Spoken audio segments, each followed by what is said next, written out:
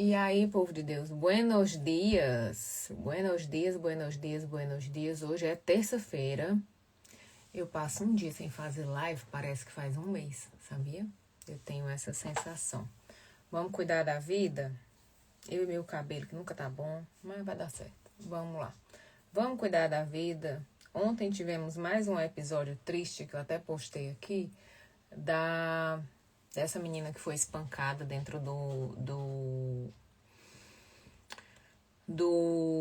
elevador, né?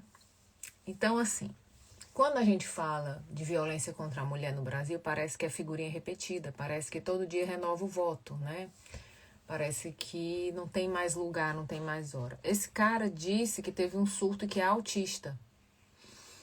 E que agora tá com medo de ser espancado na prisão. O que é que a gente precisa entender sobre esse ciclo da violência? Primeiro, como terapeutas e profissionais, a gente vai atender essas mulheres. Cuidado para não revitimizá-la, né? Muito comum acontecer nas delegacias, quando a mulher vai denunciar a violência, né? A figura policial olha para ela e diz: mas o que é que você fez para irritar ele? O que é que você fez para deixar ele fora de si, né? Então, esse vídeo serve exatamente para isso, para mostrar que a violência, ela surge do nada. Ela surge simplesmente da vontade de alguém de agredir alguém. Ela surge simplesmente do poder de eu ser maior do que você. Entende? Então, a gente precisa observar esses detalhes. Eu atendo muitas mulheres vítimas de violência que estão em relacionamentos abusivos, que sofrem violência psicológica, que sofrem violência física. E elas demoram muito a entender isso. A violência física, quando ela acontece, ela bota na cara da mulher, através das feridas e do sangramento, o que está acontecendo há meses. O que está acontecendo há muito tempo. E a violência, ela escala. Então, o que acontece? Quando esse relacionamento começa, esse homem, ele é cuidadoso, ele é zeloso, né? Tanto que em espanhol, ciúme quer dizer zelo, né? É traduzido para zelo. Esse homem, ele é carinhoso, ele é atencioso, ele é protetor, ele é forte. Ele cuida de mim nas situações. Então, eu não percebo que essa força um dia vai virar contra mim. E pouco a pouco, essa força vai virando violência. Vai virando ameaça, vai virando um ciúme mais pesado, vai virando uma conversa meio atravessada, né? E até chegar na violência. Não se surge do nada. A gente teve também um caso, acho que também em Natal, de um cara que matou a namorada e disse pro juiz: eu ainda vou mandar matar a família dela toda, ainda vou matar a irmã dela, não sei o que, não sei o que. E aí, por que os homens têm esse ódio? São todos os homens? Claro que não. Mas a gente precisa entender que na Idade Média, os homens podiam bater nas suas mulheres, resguardados pela lei, contanto que eles não quebrassem os ossos dela. Certo? Ele podia agredir a mulher quanto fosse, bastava que ele não quebrasse os ossos dela.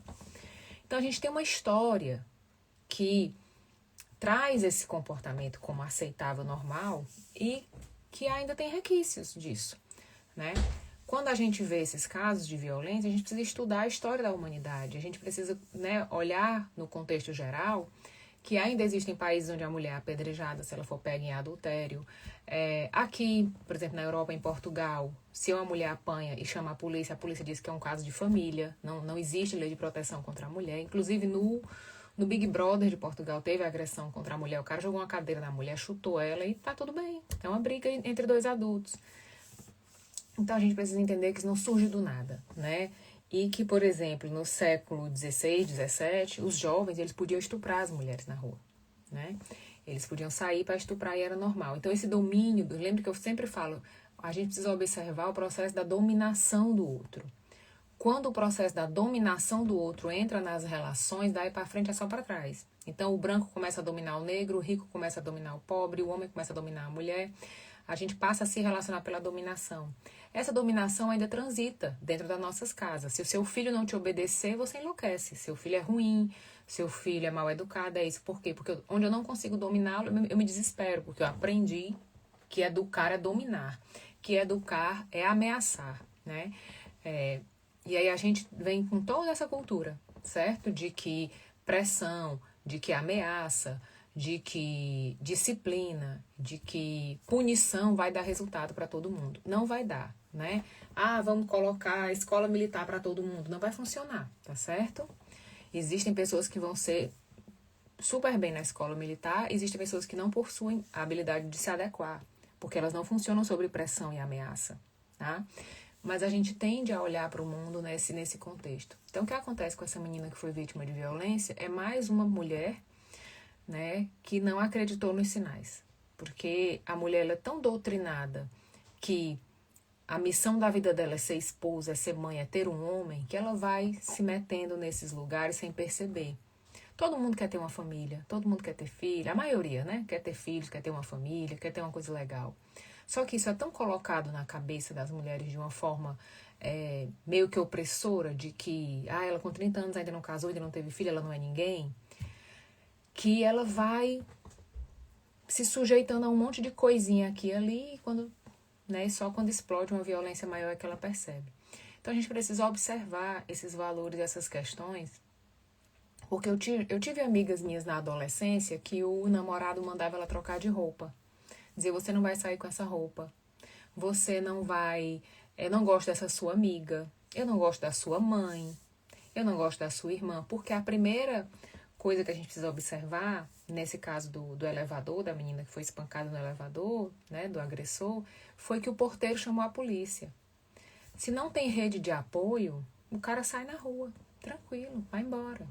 Então, se não tem outras pessoas que tenham consciência da violência, que tomem uma atitude contra a violência, ela acaba morrendo, como aconteceu com uma advogada que ela apanhou muito no elevador, empurrões e tal, e o porteiro não se atinou a chamar a polícia, então eles voltam para o apartamento e ele bate nela e joga ela lá de cima, né? Então, assim, se não tem uma consciência social da violência, eu vou vivendo. Eu tenho várias clientes que sofrem violência e que a mãe diz assim, minha filha, homem é assim mesmo. Minha filha, homem é assim mesmo. Todo homem tem seus momentos, né? E tem uma máxima que, assim, a mulher que apanha, ela não quer se separar, ela quer que ele pare de bater. Porque ela tem um afeto pelaquela pessoa. Ela se apaixonou por ele um dia, né? Tá aí o DJ Ives, né? Que espancou a mulher de todo jeito na pandemia, a mulher amamentando, e agora estão juntos. Porque é nesse lugar que a gente é convencida a ser clínica de reabilitação de homem, que um dia ele vai melhorar, que perdoar vale a pena, que tem os filhos, que tem a família. Gente, relacionamento não é clínica de reabilitação, tá certo? Relacionamento é para ser bom pros dois. Os dois precisam se ajudar e se cuidar e se proteger, tá? Não é para ser uma mão única ou uma mão mais pesada para um lado do que para o outro. Isso é muito complicado. A gente precisa observar esses detalhes, tá certo? E é por isso que eu sempre tenho uma frase que tá na minha bio. Eu digo, nunca troque de mão seu prato de feijão.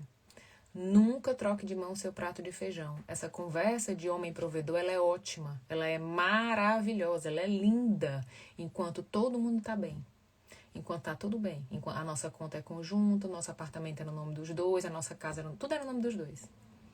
Até o dia que Deus o livre, ou ele morre, ou se zanga, e você tá totalmente com seu prato de feijão vazio. Porque até a justiça resolver de onde sai o teu prato de feijão de amanhã.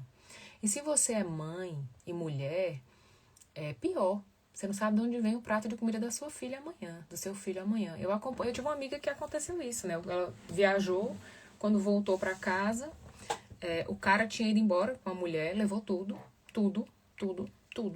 E ela tinha um apartamento vazio e uma filha. Quando ela abriu a conta para pedir um iFood ou para comprar alguma coisa para comer, ele tinha tirado tudo. Ele tinha os cartões ele era o titular, ela era dependente, então ele cortou tudo. Ela não tinha como pedir um Uber, porque o cartão do Uber era dele. O cartão do iFood era conta conjunta, não sei o quê. Então ela chegou em casa com uma filha pequena e não tinha o que comer, não tinha para onde correr, né? E aí eu lembro que 15 dias depois ele tirou a internet da casa. A internet da casa ele mandou tirar e colocar na casa de outra pessoa. Então, assim, quando eu falo nunca troque de mão seu prato de feijão, eu não sou contra a família, eu sou casada. Acredito muito na família, acredito muito no casamento, na parceria e etc. Mas eu não acredito nesse modelo onde um sustenta uma casa com 5 pessoas, 6 pessoas. Não acredito que esse modelo seja saudável para ninguém, para o homem principalmente. Eu acho que ele fica sobrecarregado também, de não poder fazer nada, de não contar com você, de contar somente com a sua mão de obra, mas não contar com o suporte. Eu estou aqui organizando a minha viagem para o Brasil, a gente vai fazer evento presencial esse ano, já vou começar as Pandoras. Então, assim, até o dia 25 de janeiro, a minha agenda tá até a tampa de trabalho, né? De trabalho, etc, etc. E ontem eu estava fazendo as contas com o meu marido, organizando a viagem, a primeira coisa que ele disse assim, tá, mas pra gente ir, quanto é que fica? Eu falei, não, seguinte, você compra a ida, eu compro a volta. A volta eu compro pelo Brasil, que lá eu tenho minhas coisas, eu compro por lá, é mais fácil pra mim. Você compra a ida aqui, eu compro a volta. Não tem problema, é mais fácil. Porque quem mora na Europa, não existe parcelamento, tá certo? É tudo no dinheiro, à vista. E no Brasil a gente tem a opção de parcelamento, né? Eu falei, não, a gente compra a ida aqui na Europa, direto, e a volta a gente compra por lá, que eu parcelo por lá. Então é disso que eu tô falando, de parceria. Meu marido tem dinheiro para comprar ida e volta? Tem. Mas se a gente, como família, pode organizar essa logística de uma maneira que o orçamento da casa seja mais equilibrado e organizado, é muito mais suave. É muito mais suave você se organizar do que uma pessoa ficar pensando, meu Deus, de onde eu vou tirar tudo isso para proporcionar férias para minha família? Entendeu? É nesse ponto que eu tô falando. Mandei um assuntinho pra gente assuntar. Eu gosto quando vocês mandam assuntinho. Hoje à tarde vai ter constelação. Quem tá no grupo, vou já mandar mensagem no grupo, tá? Dia 15 começam as Pandoras. E eu acho que nesse sábado eu vou fazer um atendimento das Pandoras. Eu vou mandar nos grupos, se você quiser vir participar. Um atendimento aberto para você entender como é que funciona. Por quê? Coloca uma coisa na cabeça de vocês. Marketing digital é muita fantasia. A gente que tem filho, que tem casa, que tem marido, que estuda, que ainda faz faculdade, pós-graduação, não sei o quê, não tem o ritmo desses meninos de 20 anos, solteiro, que tá no quarto de mãe, que mãe deixa a comida pronta quando ele termina de trabalhar. Esquece, tá? O que a gente precisa é de um produto e de saber como vender esse produto. O que mais acontece com as mulheres que vêm para mim é que elas não têm produto, elas têm uma ideia.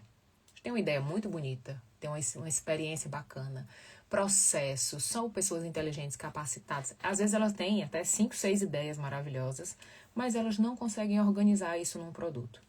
Leiliane, por que a gente não consegue organizar isso num produto? Eu também não vou conseguir se o produto for meu, porque eu que tenho a experiência, eu que vivi a experiência, que desenvolvi essa ideia, que estudei, eu tenho um olhar limitado para essa experiência. Eu tenho um olhar apaixonado para essa experiência.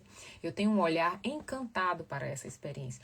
Então, se eu tenho um conhecimento, se eu tenho um propósito, se eu quero fazer um movimento de falar para mulheres e não sei o que, não sei o que, não sei o que, eu, Leiliane, preciso de alguém que sente comigo para transformar isso num produto. Porque eu não tenho distanciamento para conseguir organizar isso num processo de produto. Eu vou estar apaixonada por ele. Eu vou achar lindo demais, perfeito demais.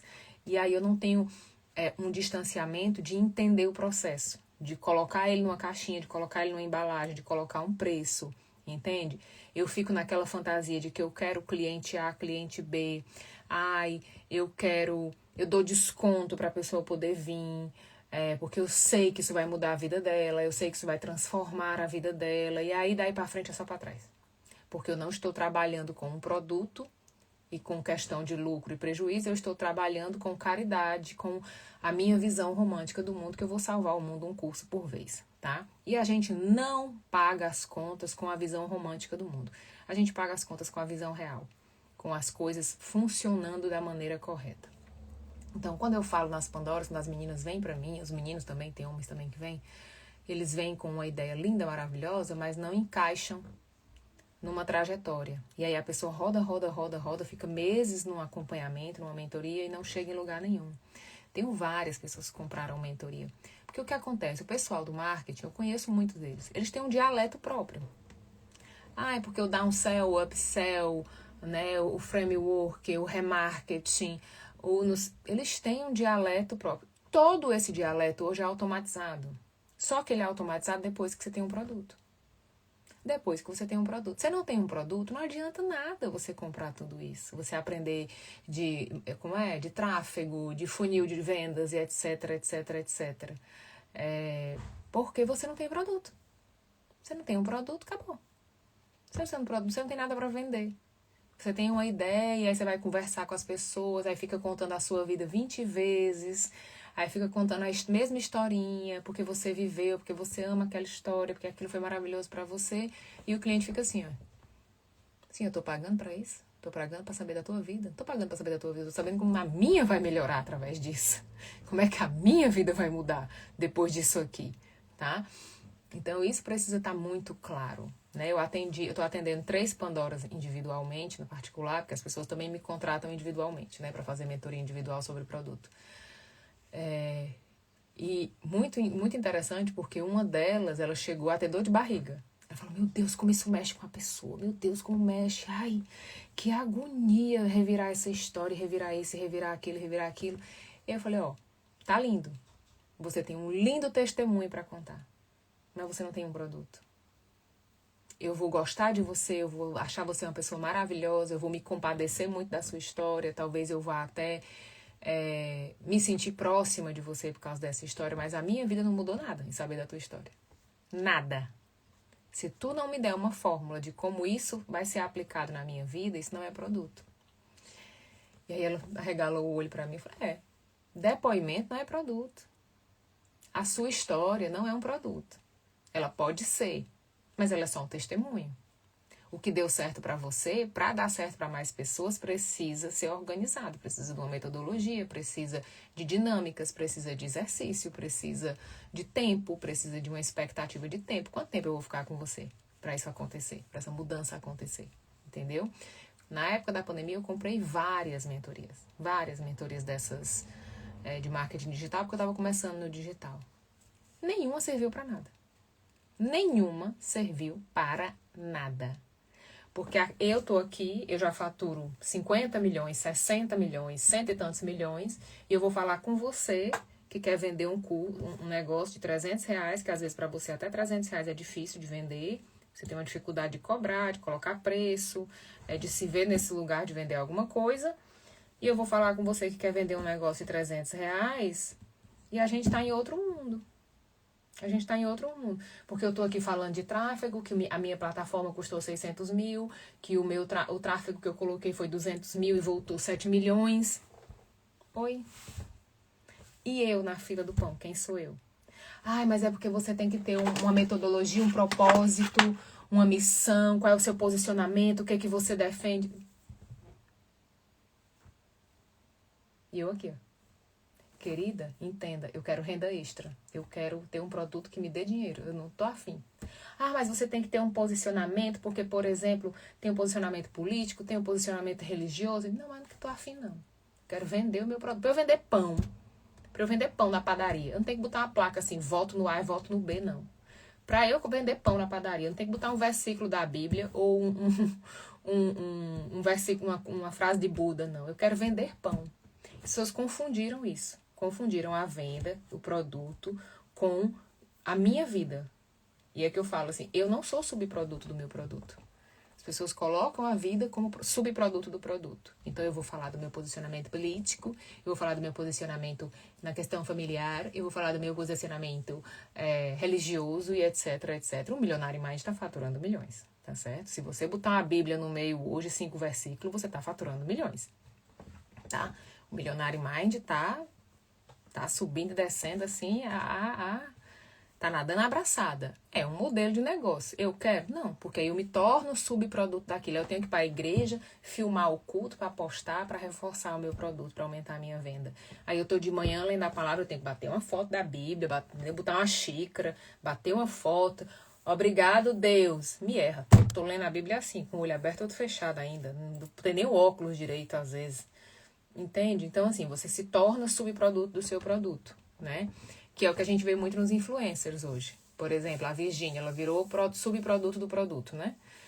Porque o produto dela é a vida dela. Aí ela colocou umas coisinhas de maquiagem, só que aí a vida dela tem uma expectativa. Eu tenho uma expectativa que ela é branca, magra, loura, casada, 3 filhos. Ah, ela se separou, vixe. Metade do público já torce o nariz. Por quê? Porque o seu casamento não é seu, é do público. O seu desejo não é seu, é do público. O seu jeito de criar os seus filhos não é seu, é do público. Você está à mercê disso. Entende? Então é muito complicado quando você vira subproduto do seu produto. Muito complicado. Porque serve para engajar, mas serve para falir também. Tá? Então, quando você vira subproduto do seu produto, você tem que ter muito cuidado com essas questões. Nem sempre vale a pena. A maioria não vale a pena. Como eu lhe disse, para você vender pão, você nem depende de versículo da Bíblia, nem depende de posicionamento político. Quando você não quer vender pão, você quer vender o pão e ser a estrela do pão, aí você vai se submeter. Você vai ser subproduto do seu produto. Porque você não quer vender pão, você quer ser famoso. Ser famoso não necessariamente converte, tá certo? Por exemplo, eu fiz um experimento de vídeos, daqueles vídeos de React, né? Fiz uns vídeos de React, montei uma sequência de 10 vídeos para fazer o React para ver no que dá. O meu número de seguidores caiu, meu faturamento aumentou. Entendeu? Eu acho que é normal, né? O número de seguidores ele sobe e desce sempre, mas ele caiu significativamente, caiu acho que uns 300 seguidores, também não vou morrer por causa disso, mas o meu faturamento aumentou bastante. Então, essa é a lógica. Quero ser famoso, eu quero faturar. Tem muita gente famosa que não fatura, tá certo? Eu quero ser famoso, eu quero faturar. Eu vi um depoimento da Katiuska que ela dizia que tinha 200 mil seguidores e que ela mudou para São Paulo porque ela não estava conseguindo pagar o aluguel no Rio de Janeiro e em São Paulo ela vendia presença VIP por R$200. Então, ela vendia 3 presenças VIPs no dia por R$200, era R$600. E aí ela ia fazendo. Olha, para eu fazer tua festa é tanto, para eu falar tanto, é tanto.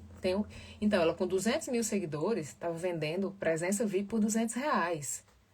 Gente, R$200 não é nenhuma consulta minha que eu faço sentada na minha casa. Então, assim, número de seguidor não paga boleto. Fama não é dinheiro, tá certo?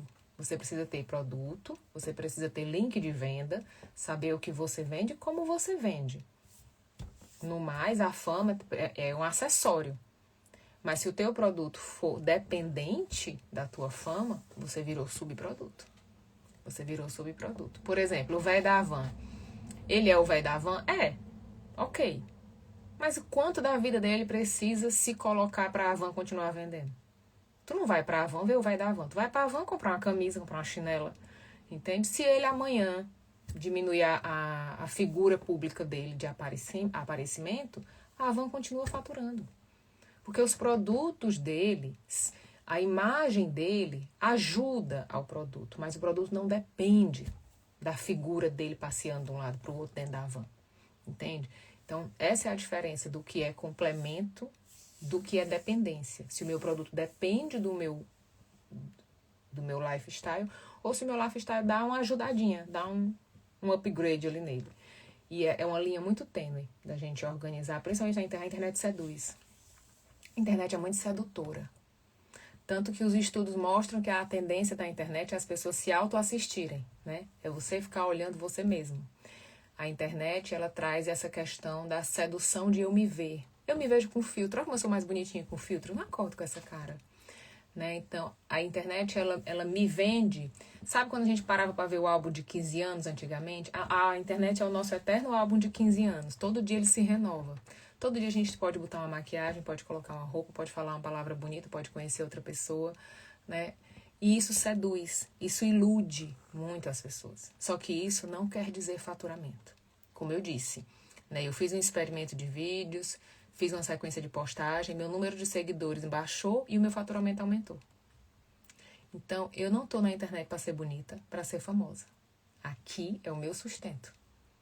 Aqui é o meu sustento. Eu trabalho com terapias e trabalho com consultoria empresarial. Acabou. Esse é o meu produto. Mais nada. Mais nada. Meus filhos não são produto. Minha casa não é produto. Meu almoço não é produto. Minha janta não é produto. Às vezes, quando eu estou viajando, eu posto, a galera gosta de ver, né? Eu lembro, eu não gosto muito de postar quando eu estou viajando, mas uma vez uma menina falou assim, Leiliane, você é o mais perto da Europa que eu chego. Quando você viaja, eu viajo junto. Eu não sei se um dia eu vou conhecer a Europa. Cara, aquilo me cortou no meio. Porque eu sempre vinha para a Europa todo ano, que meu marido é daqui.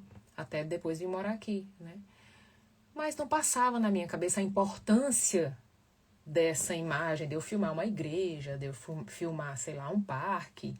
Não passava na minha cabeça a importância desse vídeo na vida de alguém, dessa conexão, dessa proximidade, entende? Às vezes, para mim, era até um pouco de ostentação. Eu dizia, acho tão brega ficar ostentando. Não é porque eu tô numa igreja. E que vai mudar a vida de alguém eu estar numa igreja. E eu tenho muitas seguidoras católicas, né? Muita gente que me segue que é católica fala, não, Lili, mas a gente ama ver as igrejas. Filma a igreja pra gente. A gente ama ver a igreja, a gente ama ver a história, saber o porquê. Porque eu não sei se eu vou conhecer isso pessoalmente na vida, mas quando você mostra, eu gosto. Mostra com verdade, não mostra porque eu não tô vendendo turismo, né? Tô vivendo aquilo ali de verdade. Então é muito isso, tá? Vambora. Vou-me embora. Eu acho que sábado eu vou combinar de fazer um atendimento aberto das Pandoras com uma cliente para vocês entenderem como é que funciona, tá? O atendimento Pandora dói na alma, mas dá dinheiro. Eu tive um cliente que ele me pagou, na época, R$5.800 pelo atendimento. Que ele tava com a questão de produto e etc. Não sei, aí alguém me indicou e eu fui fazer, era de última hora. Eu tava em São Paulo, fui fazer, sentada com ele assim, correndo, sentei. Fiz o produto com ele e tal. Aí ele terminou e disse assim, você não tá sabendo cobrar. Aí eu falei, por quê? Eles, porque você me deu algo que vai me dar muito dinheiro. Eu falei, não, mas o produto é seu, ele tem que dar dinheiro pra você. A minha parte é só essa, né? Minha parte eu entreguei. E aí na outra semana ele faturou R$60 mil. Ou seja, o que ele me pagou é menos de 10% do que ele faturou em 7 dias. Foi nada. E aí foi que eu entendi o que ele me disse. Ele falou, olha, Eliane, você faz uma coisa muito legal. Talvez eu acho que você precisa cobrar mais. Porque não é todo mundo que tem essa velocidade de produzir um produto do jeito que você faz, não. E eu falei, sério? E aí, nesse tempo, eu não tinha o Pandora. E aí foi que eu criei o Pandora, né? Eu falei, cara, se eu sei fazer isso direitinho, está dando resultado, eu vou fazer um Pandora. E aí montei o Pandora. Quando a gente monta o Pandora, o que é que eu percebo? Que a gente não sabe ensinar. Tá certo? Não é porque eu sei fazer café que eu sei ensinar você a fazer café. Eu preciso de metodologia de ensino. Eu preciso de estrutura. E aí, esse ano, o Pandora vem com essa bagagem da metodologia de ensino para eu poder organizar o conteúdo de um jeito que ele realmente esteja ensinando algo para alguém. Tá? Ou eu tô só falando sobre café, mas eu não tô te ensinando a fazer café, a comprar café, nada. Tem uma diferença bem grande. E é uma coisa que eu falo muito. Quanto melhor você for no que você faz, mais difícil você ensinar para alguém. Quanto melhor você for no que você faz, mais difícil de você ensinar para alguém. Porque mais você está contaminado por um ambiente que já sabe muita coisa. Se o teu ambiente já sabe muita coisa, você esquece de dizer os detalhes, a trajetória, o passo a passo, porque você começa a conversar no meio. Anteontem eu gravei, né? Passei o dia gravando. Aí a Deise mandou uma mensagem pra mim. Falta instrução disso, falta instrução disso, falta instrução disso. Tenho que gravar 5 vídeos só de instrução. Por quê? Porque eu tenho a coisa automática na minha cabeça. Então eu vou gravando, depois eu vou rever aquele conteúdo pra ver onde é que tá faltando instrução. Porque se não tem instrução, não tem como executar. Não tem como executar. Eu tô fazendo aula de holandês, aí tava aqui na aula, aí os meninos a gente tinha que fazer um monte de tarefa. O menino perguntou, Liliane, tu sabe onde é que estão essas tarefas? Gente, a gente tá com 7 semanas de aula e as pessoas não sabem encontrar o material. Faltou instrução. Porque nem todo mundo sabe mexer em plataforma, nem todo mundo é conectado com essas coisas de internet, de plataformas. Então eu preciso passar a instrução para essas pessoas, para elas poderem recomeçar. Eu vou embora, que a live tá comprida.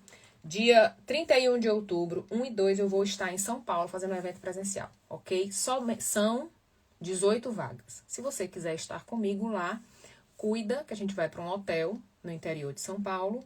Tá tudo incluído, alimentação, hospedagem, etc. Tá? Mas são bem limitadas as vagas, porque são 25 pessoas, a minha equipe são 4, tá?